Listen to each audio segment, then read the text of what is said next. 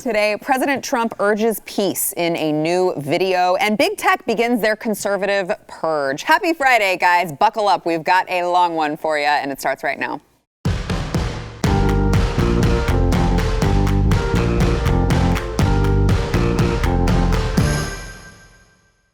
Welcome to the news and why it matters. Happy Friday again, and it's the best Friday for me because it's my first Friday back on Pat and Stu Friday. Yes. So joined by, of course, Stu Bergier, host of Stu Does America, and Pat Gray of Pat Gray Unleashed. I'm excited. I'm excited to be back with you guys. We were just discussing this. We were like, when is Sarah going to come back? We need to do a show on a Friday with Sarah. Really? Yeah, that's exactly. I don't believe that for a second. That's what we were discussing. It's true. Yeah, what Stu said. So we obviously, so I came back from maternity leave this week, obviously, and I was just telling Pat off air, I was like, I picked the wrong week to come back. I just want to go back home with my baby and not pay attention to anything that's going on because it just gets crazier by the day. We joked about it, like, no, 2020 is finally over. Yeah, it is. And here's 2021 for you. Yeah. A hellhole. Already we're in the middle of a hellscape here in 2020. I want a refund already. I know, right? I think our friend Andrew Heaton tweeted that we need to reboot the calendar.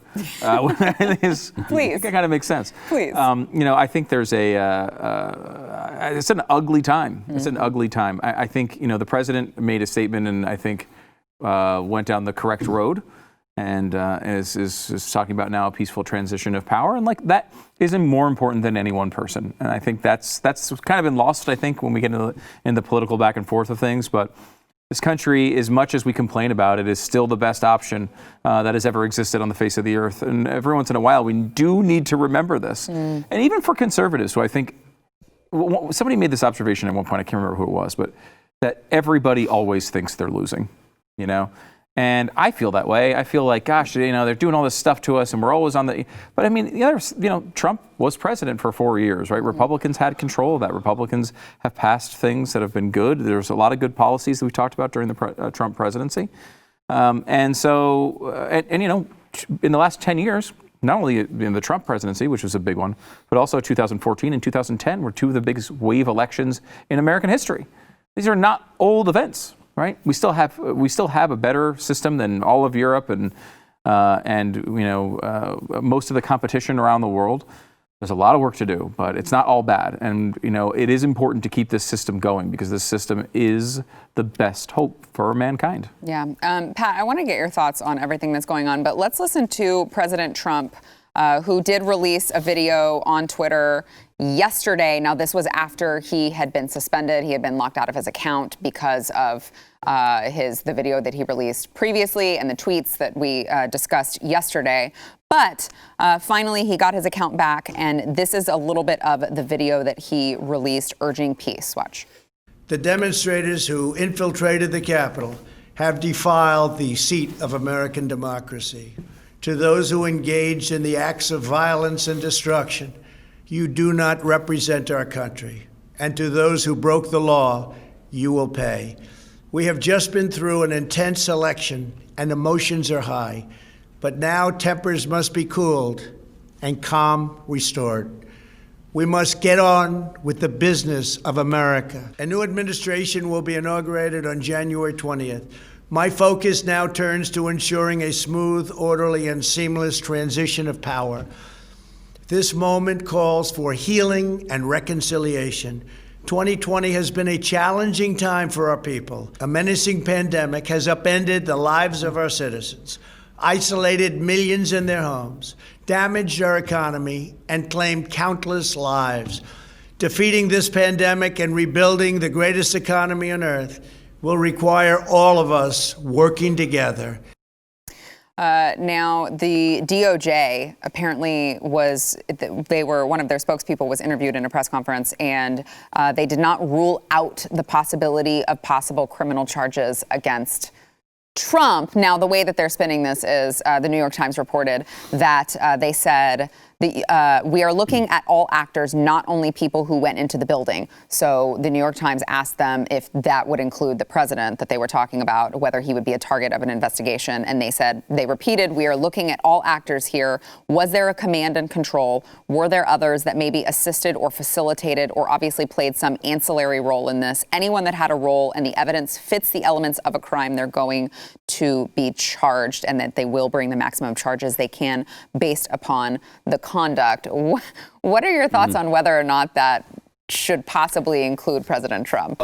No, it should not include President Trump. Because if you're listening to the mainstream media, they're all saying that he very clearly incited the violence. He very clearly instigated this incident. And personally, I didn't see that. No, did he directly incite violence? And I think that's what you would have to do to create a criminal offense. Right. And he didn't do that. Yeah. He didn't do that. Has he fired up people, though, over the last 2 months?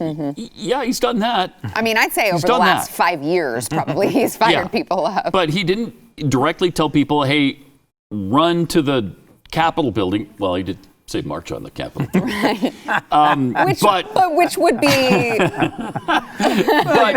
not what he meant. March on the Capitol building without breaking windows. He didn't mean go storm them and infiltrate them. Right. Yeah. Yes. And where were these people, too, when the left took over the Capitol under Kavanaugh? And the Supreme Court, by the way. Right. Do we look into the instigators there? And no, we didn't do any of those things. So just the double standard is too much to take, as always. Yeah. Yeah. I mean, I remember the 2011 situation with Scott Walker when he was in Wisconsin, and he wanted to pass a budget bill, and everyone freaked out, and the left occupied the State House for weeks and weeks and weeks. And it was nonstop praise on every network about it. Look, I criticized that then. I criticized the Kavanaugh thing. Yeah. I will criticize this. This is, I think, a national disgrace, legitimately a national disgrace. Now, everyone is obsessed in the media with Donald Trump, and they have to make this all about Donald Trump. And look, I am very sensitive to the claim that you can make a speaker responsible for crazy things their followers do. We do talk radio. Like sometimes, this happened to us. Pat, you'll remember this, of course, when we were on, I think, Fox, and Glenn said something about the Tides Foundation that was critical. Months and months later, some crazy person does something crazy. I don't even remember what it was. Tried to kill someone or had planned to, and they had looked at their social media and they had mentioned that something about the Tides Foundation. Now, the guy said specifically in interviews that he didn't listen to us, but it didn't matter. Right? It didn't matter, and it's a frustrating thing. It's totally wrong to blame the speaker unless they directly incite violence. On a separate note, and I think separate from whether this is a criminal act or not, is it a good idea to have a giant rally on this day and then tell everyone over and over again the election was stolen? It's being decided right down the street. You should march over there. Probably not a good idea. And I think Trump has come to that probably at this point. The reporting, I think it was the Times that reported that he was very against making this type of statement until they kind of sat down and said, there is criminal culpability here. You need to get out ahead of it. I don't know if that's true. The only one that really does bother me out of the reporting was again, this is mainstream media reporting. I would need to see it confirmed by a real source. But, the initial thing was that they went to him and said, we need the National Guard. They're inside the Capitol. And he said no. It was only until Mike Pence approved it that it actually happened. If that's true, that is a massive misstep for a president. And he did come out and say in one of his videos, he said the National Guard. I called for the National Guard immediately. So, probably mainstream media BS. I don't know. That one, though, I think is a different line than what we're talking about. Look, you should be able to get up in front of an audience and say, we need to fight for what's right here in this country and not expect people to go trash a building. And that is an expectation that everybody has. Tons of Democrats have said this. Every Republican, everybody says these things. They're meant to get you excited to legally and respectfully fight, not to go and bash in a federal building. It's a terrible idea to go inside a federal building. As all the people that are in there that were not working as, there's a New York Times journalist. I know Elijah Schaefer, our journalist, was in there. There's journalists in there. There were police officers in there. But if you were in there just to trash Nancy Pelosi's office, you're going to be in massive trouble. Everything's on video. And you deserve it. You deserve every little bit of it. Yeah. And the outrage of the left, though, is just so phony so ridiculous. I mean, and it wasn't just the Kavanaugh takeover of the Supreme Court or the Capitol building for a time. They took over an American city. Yeah. For what? A month or more? Yeah. At least a portion of a major American city for at least a month.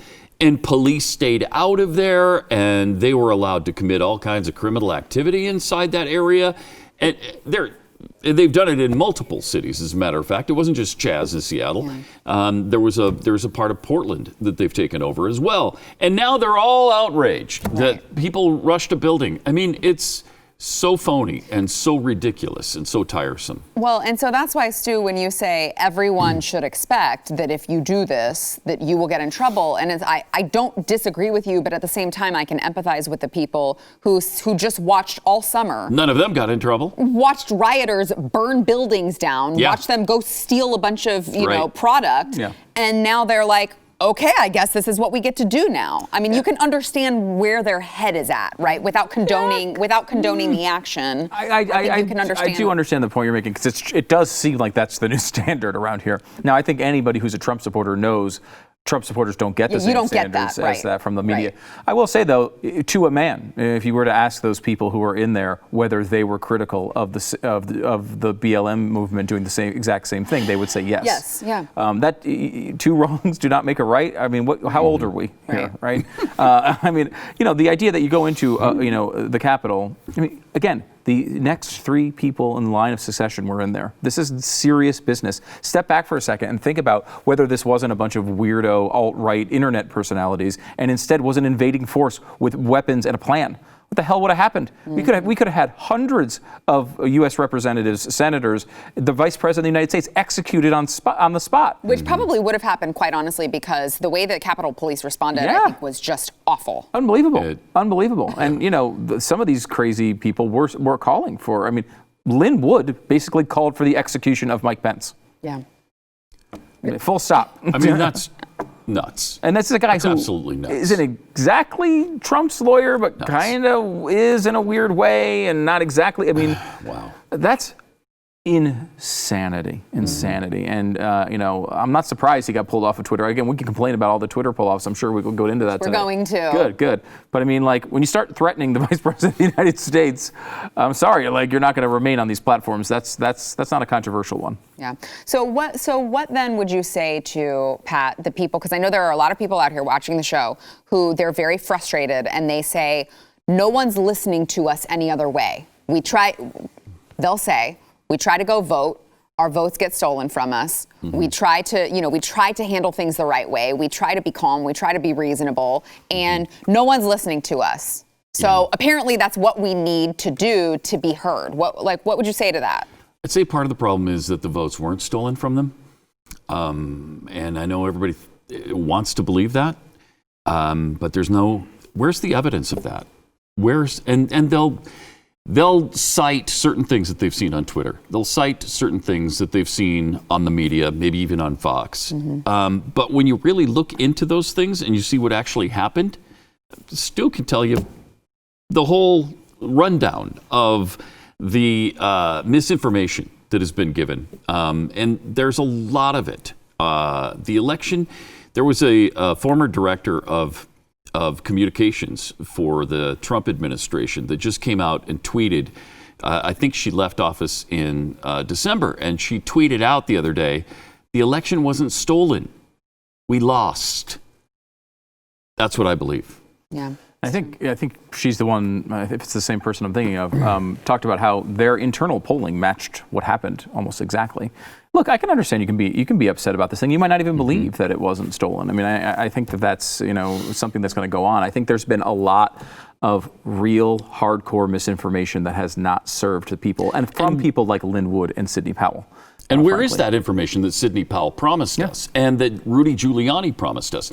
He once again, during the Christmas break, said, after Christmas, we're going to reveal everything we got. It's going to be unbelievable, the stuff that we're going to release after Christmas. Well, do you mean next Christmas? Is it this coming one? This was the Christmas to do it. When, It was.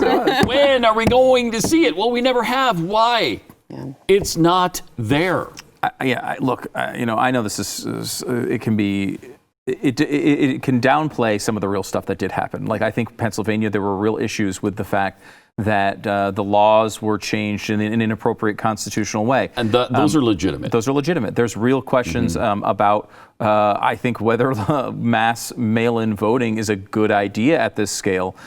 There's lots of questions like that happened.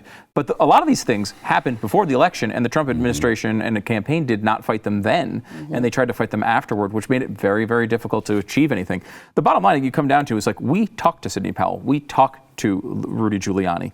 On the air, both of them over and over again promised they knew what the problem was, they had all the information to prove it, and they would prove it before the deadlines. And we got plenty of time. And they did none of those things. They did none of those things. Now, that's not to say that, that there were no problems anywhere. I think, it is a completely separate from what's going on. I think I would have had no problem with them fighting and trying every little thing until, December 14th or whatever that was. When you're trying to overturn the election, 2 weeks beforehand, it's just, people are upset, right? Like, you've told them their entire democracy, you said their entire voice hasn't been heard. Well, that's been told to them over and over and over and over again, and they're upset about it. I would just say, at the end of the day, people should remember a little bit that he was the president for 4 years. He did win that election fair and square, unlike what the Democrats said over and over again about it. And you don't win every time. We can't act like this is the end of the road and all is lost and let's throw this entire thing up in flames. This is a great system. It's a great country. It's done more we all are patriotic Americans who look at the country, I think, that way. And it's important to protect that system and keep fighing.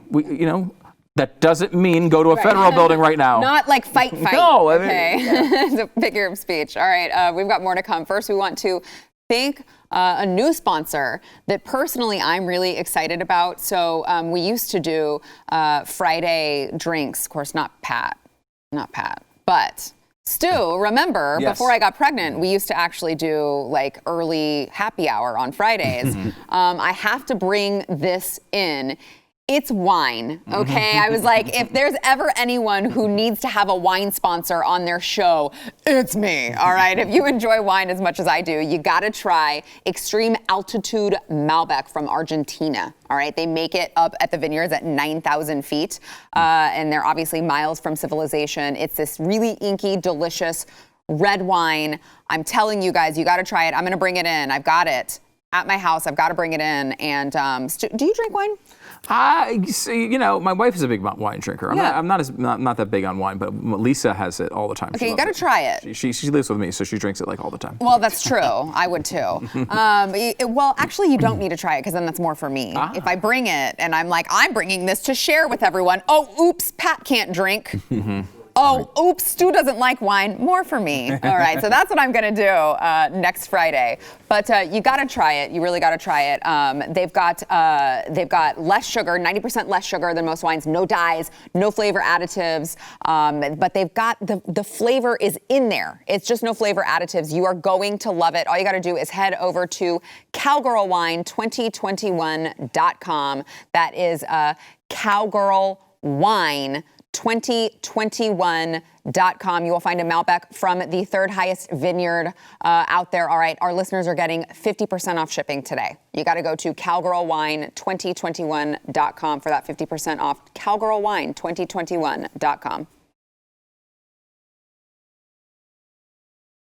Yeah, that's the level of it. Right. Hello, we're on air. Sorry. All right, so big tech, of course, well, I should say encouraged by Michelle Obama, who is calling on big tech to stop, quote, enabling Trump's monstrous behavior and calling for them to permanently ban the president. Now, while this is going on, a couple different things are all kind of taking place. I guess what happened at the Capitol just kind of spurred all of this big tech movement. So we saw Facebook banning President Trump. We saw Twitter locking his account down. Now, of course, we spoke earlier about it. They did give him his account back for now. Michelle Obama disagrees with that. But we've got Brandon Straka, who is the founder of the Walkaway movement. So this is, of course, the Democrats who walked away from the Democratic Party over to the Conservative Party. He said today that Facebook has removed the Walkaway campaign, the entire campaign, and banned him and every member of his team. There were over 500,000 people in the Walkaway campaign with hundreds of thousands of testimonial videos and stories. They are now gone. Facebook has banned everything related to their movement, and he showed 2 screenshots here. One of them says your account has been disabled. It was disabled January 8th. If you think it was disabled by mistake, you can submit more information, blah, blah, blah. And then it says, there's an email. It says, a message from Facebook. Your page Walkaway Foundation has been removed for violating our terms of use. A Facebook page is a distinct presence used solely for business or promotional purposes, but pages that are hateful, threatening, or obscene are not allowed. We also take down pages that attack an individual or group or that are set up by an unauthorized individual. You may disagree with what their movement says, but I personally have not seen anything inciting violence, hateful, anything like that from the actual Walkaway movement. But he has been disabled. And then, of course, our own Elijah Schaffer. He's been demonetized off of, I believe, Facebook, YouTube, deplatformed from Instagram and Facebook as well, because he was in the Capitol with these rioters, infiltrators, I guess you could say. But he was there documenting it, which, by the way, Elijah Schaffer has been documenting a ton of things in the last, year? Including that no mainstream media member would touch. Elijah Schaffer has been the only one brave enough to go down on the ground, be on the ground with a lot of these people in a lot of dangerous situations that the New York Times would never dare send someone to. So he's on the ground there documenting this, and he's demonetized. It feels a lot like there is this avalanche of shutting conservatives up that has just been put into place. Yeah, I mean, first of all, on Elijah, it's amazing because, you're right. Like the New York Times would never send someone down there. CNN would never send someone down there. They don't do those sorts of things. CNN, New York Times did have a photographer inside of the White House taking the Capitol while this was happening, which is, I don't think they're having any problem. That's what I was going to say. Are they being criticized? Exactly. No, they're being glorified. Right. They're being glorified for all the amazing pictures they took. Look, Elijah's a journalist and he works for a major media company. I mean, this is straight out obvious, I think, to anyone. And the reason why we know that the footage is valuable is because all the places that we just talked about keep calling us and asking to use Elijah's footage. Right. Places like CNN and all of these other big networks.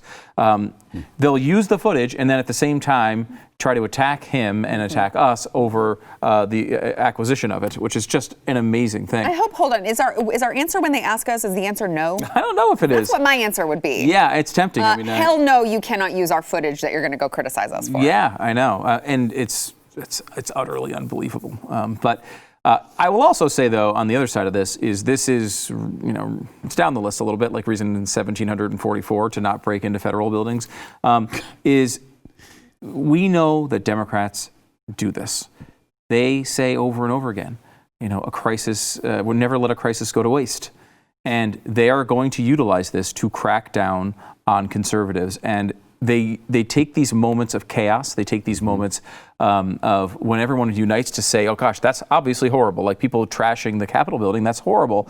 So everyone unites, and it's not just conservatives, people on the left, it's people in the middle and people on the right who say that that's horrible. And in that moment, they grab all this power and they're going to get rid of all these accounts. I mean, every other post I see on Twitter is someone saying, oh, we lost 4,000 followers in the last 2 days. Yeah, mine's been hit. They're purging people all over the place.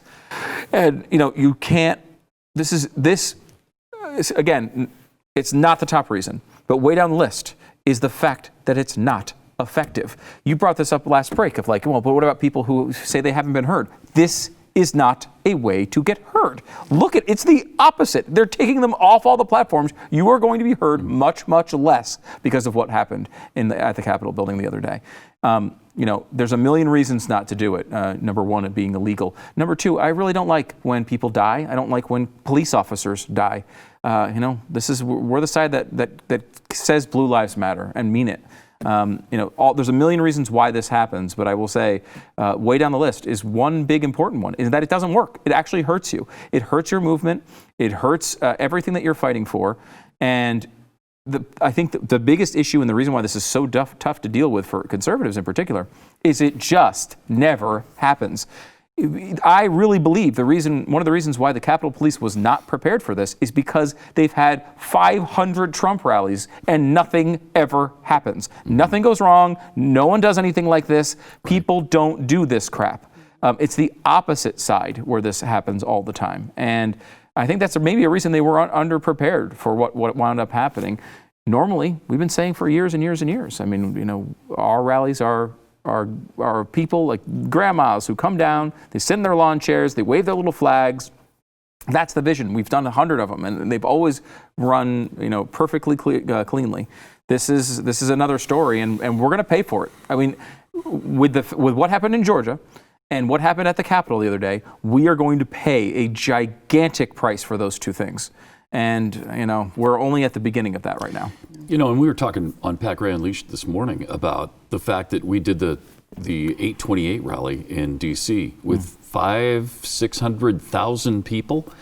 And rather than leaving that in a mess or a bunch of criminal activity taking place or people getting hurt or rushing in some building or tearing down monuments, the people who gathered there left the mall cleaner than they found it.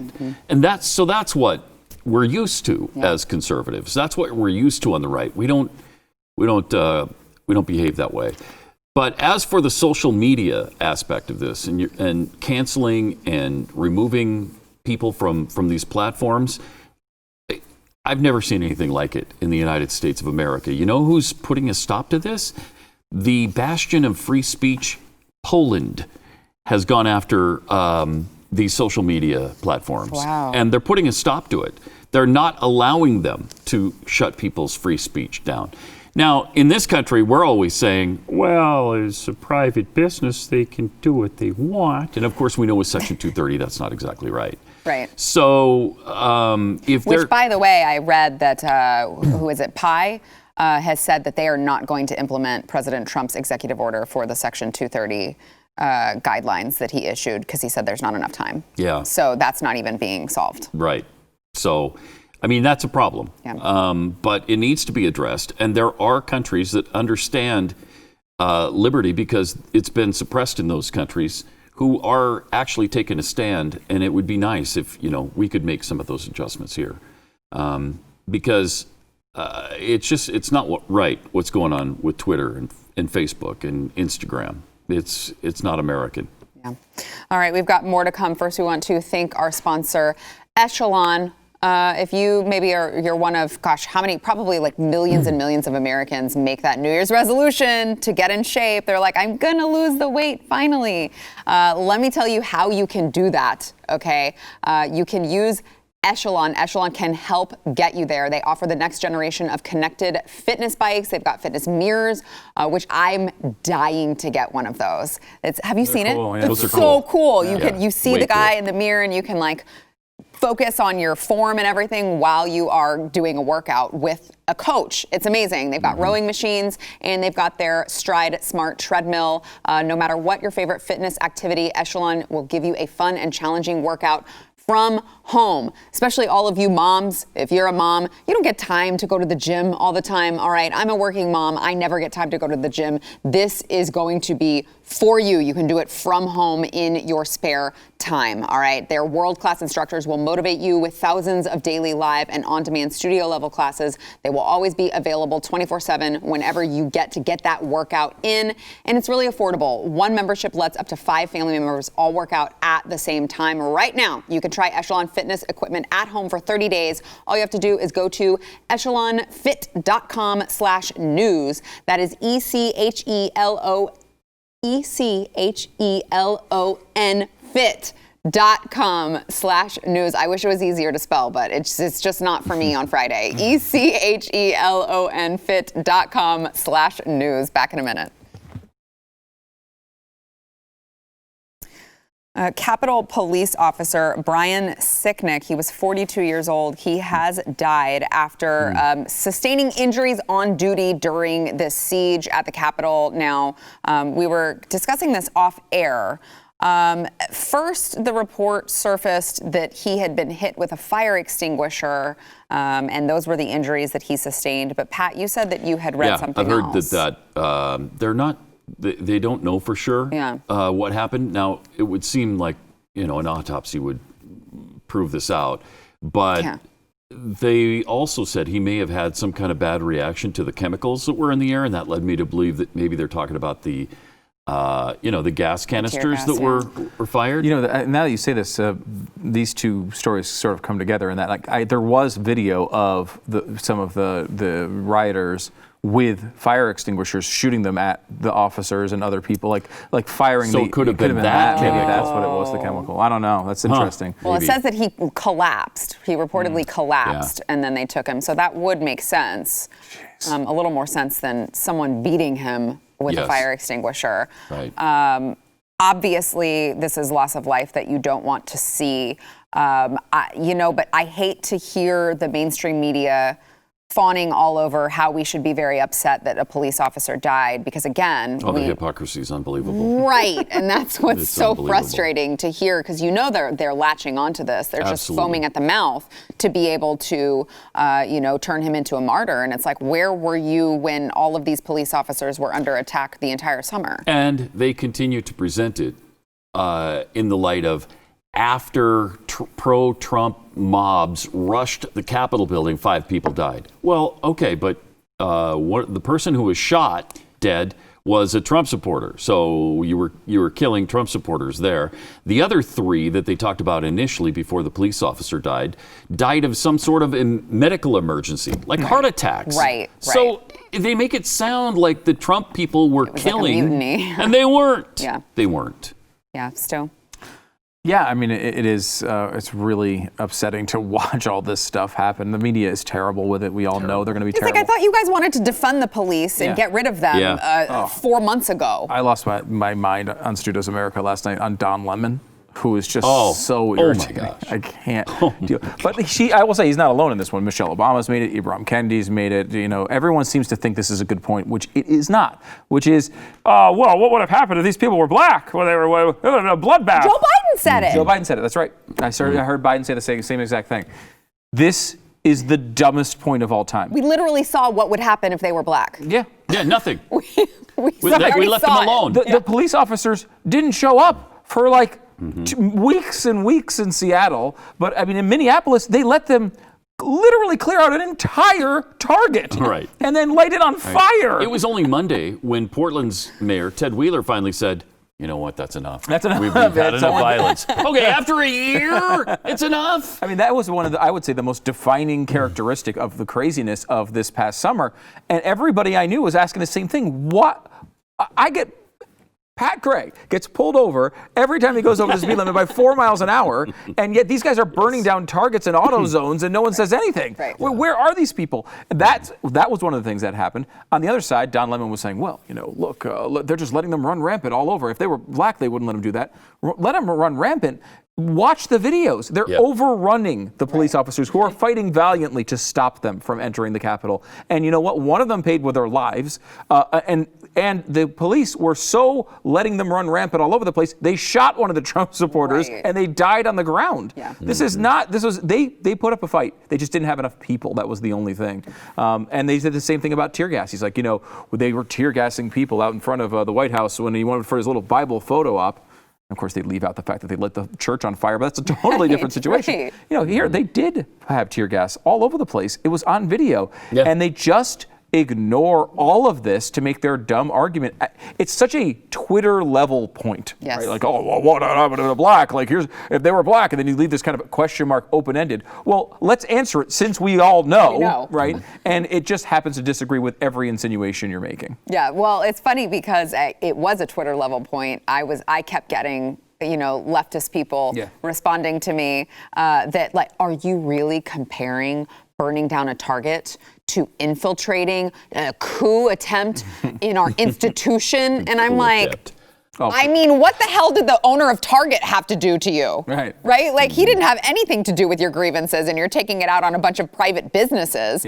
I mean, to me, that's almost like, again, not advocating for violence, but like, if your problem is with the institution and you're taking it up with the institution, that's at least a little bit better than just like the Arby's down the street. It does make some sense. What do they have to do with it? Like, it's just crazy. It's just a terrible point, a terrible idea, but like, I understand what you're saying. It's funny. I mean, look, I'm not going to sit here and say that what we saw yesterday or the other day was not absolutely horrific. It was, and it is escalated from a Target. True, true. However, on the same front, Democrats have done this to institutions. They don't care about institutions. I mean, how stupid do they think we are? We obviously know they don't care. And they go and occupied these places over and over again. This shouldn't happen. It shouldn't get out of hand like this. But like the hypocrisy is, again, not number one, not the most important thing on this list. It's down a little bit, but the media hypocrisy is so irritating. I can't remember. Brandon Morse used to be here. He tweeted this today, which I thought was great. He said, they're like, what would happen if this happened to black people? And they just posted the picture of every congressman kneeling. They're all kneeling in their like African garb to like sell it. That's what would have happened. They would have said, you know what, their complaints are legitimate. We're with you. We're with you. Right. Yeah. All right. Back in a minute. You hear them say that, and you're like, this is not going to help the conversation because. We've got an Andrew Cuomo story just because I feel like Stu's blood pressure needs to be raised. Thank you. Because Andrew Cuomo is, in fact, your favorite person. I've been a little calm today. And yes, Andrew Cuomo is awful. .com. So this all starts. This was Cuomo reverses his announcement, his decision, rather, to attend the Bills playoff game. Now, this is how it started. December 30th, he had tweeted that New York, the NFL, and the Buffalo Bills had come to an agreement to allow 6,700 fans to attend the first playoff game. The stadium was outdoors. Every fan must test negative before the game, wear a mask and social distance. There will be post-game contact tracing, and he said that he's going to take his test. He was going to be out there to watch the game with the fans, and he looked forward to it. Well, that spawned a petition that was called Ban Andrew Cuomo from Buffalo Bills Stadium playoff games, and it got over 45,000 signatures by today, and apparently Andrew Cuomo was like, well, I know when I'm not wanted, I'm going to donate my ticket to an ECMC nurse. So he will not be attending the first play. Is this all you have to do? Because I would ban him from Buffalo completely. Can we ban him from Texas? What if he visits? Who knows? It's interesting because I'm torn on this one because there's a part of me that I don't believe there's anything wrong with going to NFL playoff games, and I don't believe those policies are the right policies to deal with COVID. So I don't like the idea that you're going to necessarily not have people there. On the other hand, I really get it here. Like this guy, especially if you're in Buffalo, think about life in Buffalo. You've been paying the price for the disaster in New York City this entire time, right? They've put the same policies on you, not all completely, but many of the same policies on you that they did in New York City, even when there was nothing going on in Buffalo. Now you've had the entire economy, you've had to deal with all the negative effects. It's not like Buffalo was an economic powerhouse at the beginning of the pandemic, and now they've had to deal with this. And then this guy, when he wants to come enjoy a Buffalo Bills playoff game, is going to come in here like... And only 6,700 fans. Right. It's like, basically it was Andrew Cuomo saying, I can't just make it one or two, because I would just make it me. Just for me. Right, just for me. So we'll make it 6,700, which is an incredibly low amount. Although it's going to be so cold in Buffalo, God only knows why you'd want to be out there. Yeah, by the way, the capacity of the stadium is 71, almost 72,000. So 6,700 people in a 72,000 person stadium. Yeah, I mean, it's the wrong way of handling it. I mean, yeah, we talked a lot of it, and we've all, I think, all praised Ron DeSantis and the way he's handled it in Florida. And it's like, he's at this point, I think Florida's at 100% capacity as far as stadiums go. It's just the NFL is saying, let's do like 30 or 40%. But like, Florida, I was in Florida recently. It's just open. It's like Texas. It just feels like it's open. I mean, like, there's not a lot of restrictions. There's. They don't have the mask mandates, though, right? They don't have a mask mandate, but most places have it anyway. I mean, they all want you to wear it anyway. But there's the other great thing about, of course, Miami, especially South Florida, Miami area, is it's just warm, so you don't want to go inside. It's like It was 82 degrees when I was there. So like, you just want to be outside anyway. It's a lot easier. But yeah, no, you're right. There's they've handled it, I think, well. Cuomo's obviously handled this horribly. He's, we could get into the way he's screwing people. They're just flushing vaccine doses down the toilet because these stupid policies have screwed the whole thing up. He's screwed up every aspect of this from the beginning. Actually, quickly posted a chart on Twitter of it was the COVID cases in New York, and it's going pretty low in the summer, and then it rises. We're like a straight up rise right now. It comes exactly when this idiot releases his book. Right when he releases his book, the line goes straight up. I was laughing on how well he handled it. On how well he handled it. I was laughing. Janice Dean from Fox News actually wrote an article about it with the chart showing the same thing, just to show, because it's so bad. It's so bad, and he deserves. I mean, he really does deserve to not be in that stadium. It's true, Pat. Yeah, I'm a little bothered though by the right playing the ban game. Let's not start banning people again. To be fair, there's probably many Democrats who also hate Andrew Cuomo. Yeah, it's one thing we can unite on, probably. I'm sure. Probably. But another thing that everybody was applauding earlier this week was when Mitt Romney got accosted in the airport, and then they chanted that he was a traitor on the airplane. We didn't like that when the left did it to Ted Cruz and Rand Paul. I don't like it when we do it to Mitt Romney, even though I don't like Mitt Romney. And to call him a traitor, his loyalty should lie to the Constitution and the country, not necessarily to the president. And when people were swearing their loyalty to Obama, we were all offended. But let's at least be consistent on this stuff. And I will say it would be hard to attract good people in Congress if the new standard is we just go up and do that to them when they're in their own personal right. I mean, time. This is what Maxine Waters asked people to do. Right. We shouldn't be doing it. Yeah. Just almost on that principle. If Maxine Waters asks us to do it, we should do the opposite. Anything Maxine Waters says to do, definite do the opposite of that. I think that's one of Jordan Peterson's 12 rules for life. It's a good one. It's a good one, too. Is it the 12th? We might have been the 13th. It barely made the list. It's in the paperback edition, I think. It's that unwritten rule. Rules for life. All right, back in a minute.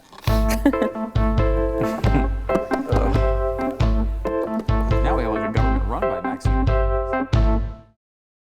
But these are fine this time. All right. So yesterday's poll, did the results of the Georgia election surprise you? Okay. I'm calling BS on this. 81, almost 82% of you said no, but when we did the poll question, who's going to win in Georgia, the majority of you said Republican. Yes, you caught them. You caught the audience, Sarah. Yeah, I am calling BS. Don't screw with 2021 Sarah Gonzalez. She is on her game. This was supposed to be a very scientific poll, okay? And you guys are messing up the results. This happened to be a totally different group of people, and those people happen to have the election called perfectly right. It must have been. And then today's poll, this is a good one. Do you want to go back to 2020? That's hard. That's actually legitimately hard. 2021 has been a dumpster fire, and it's only January, 8th?